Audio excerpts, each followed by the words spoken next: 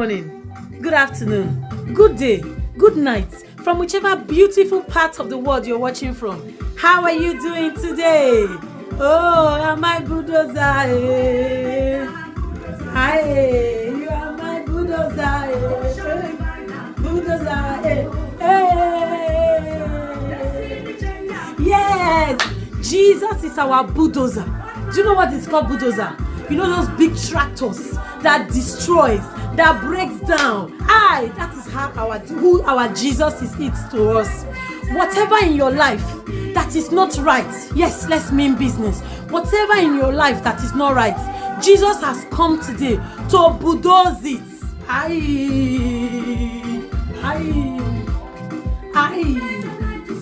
Yes, nothing he cannot do.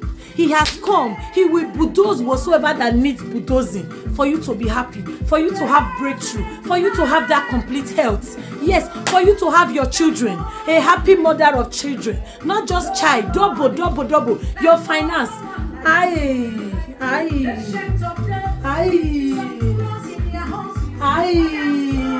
Yes, don't forget to speak to someone about Jesus.